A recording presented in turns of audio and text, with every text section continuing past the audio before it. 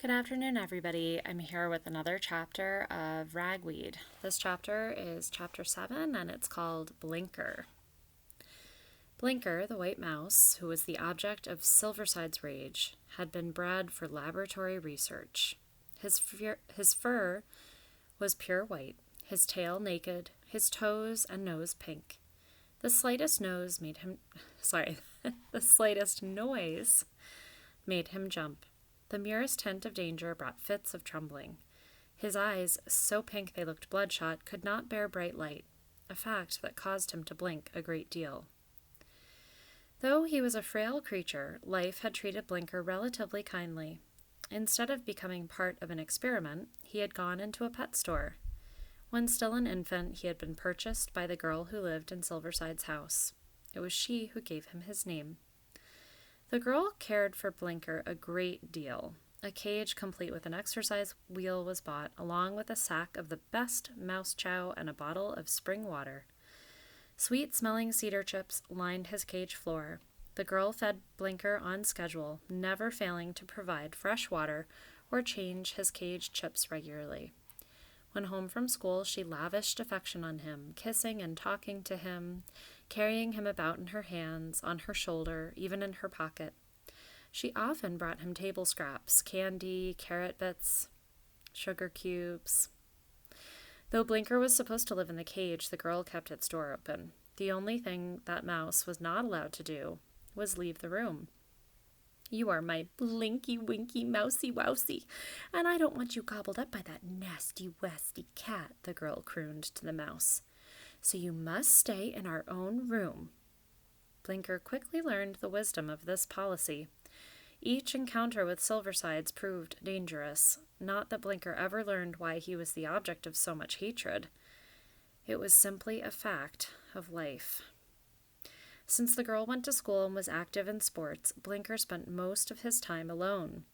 With the door to the room closed, he spent hours sitting by the window, gazing at the world beyond.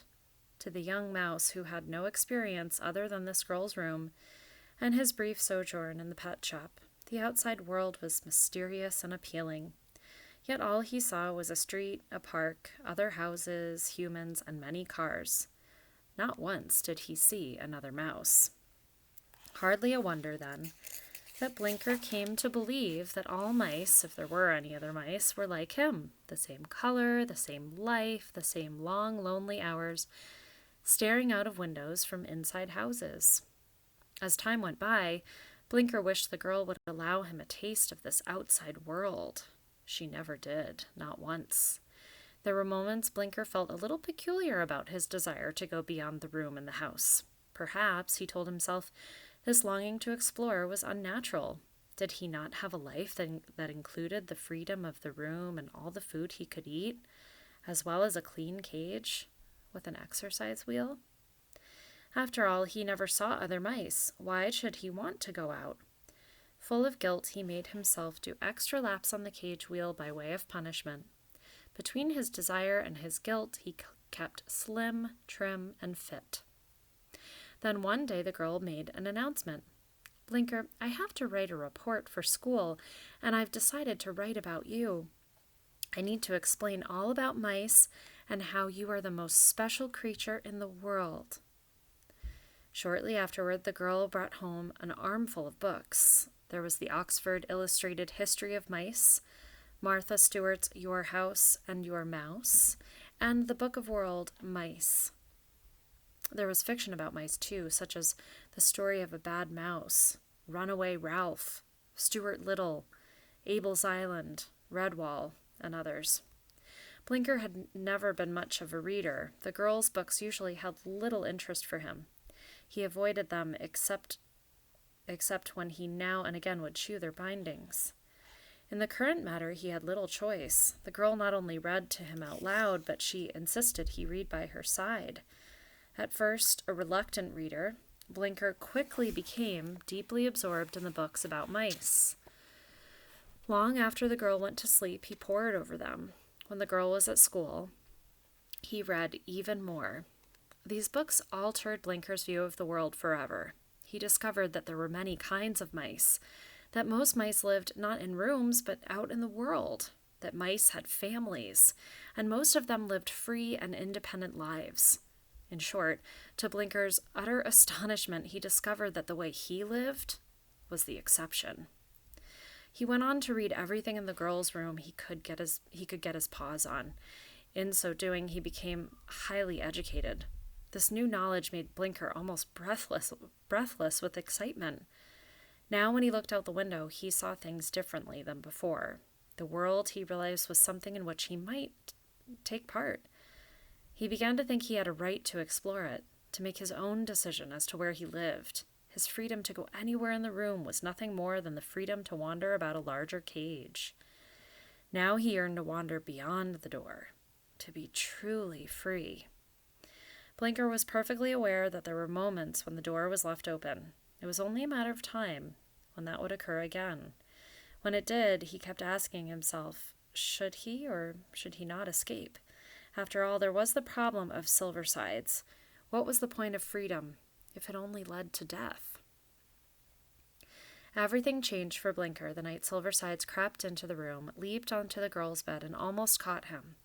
When the girl chased Silversides from her room, she meant to slam the door shut. Being half asleep, she did not check to see if the door was truly closed. After the attack, Blinker was too wide-eyed with fright to sleep. Instead, he prowled restlessly about the room. It took only a short time before he saw the door was open a crack. But anxious about Silverside's whereabouts, the mouse crept to the window and stared out into the world. Moonlight illuminated the deserted streets below. Trees appeared tall and majestic. The early spring flowers, daffodils and crocuses, seemed to glow.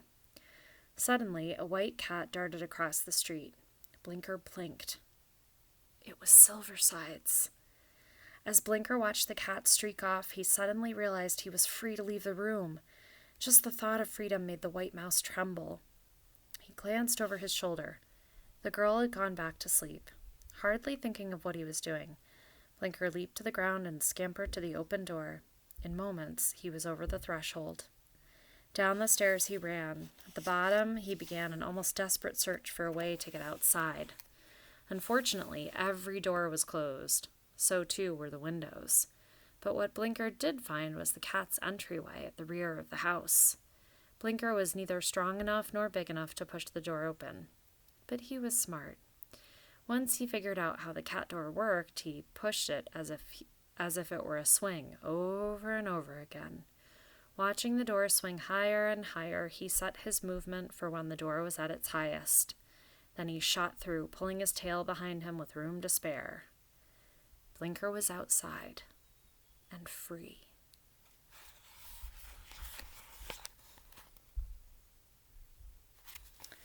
So that's it for chapter 7. I will be back with chapter 8 either a little later today or tomorrow, although tomorrow we have field day. So you guys will be busy doing all your fun activities for Mr. Blackmore.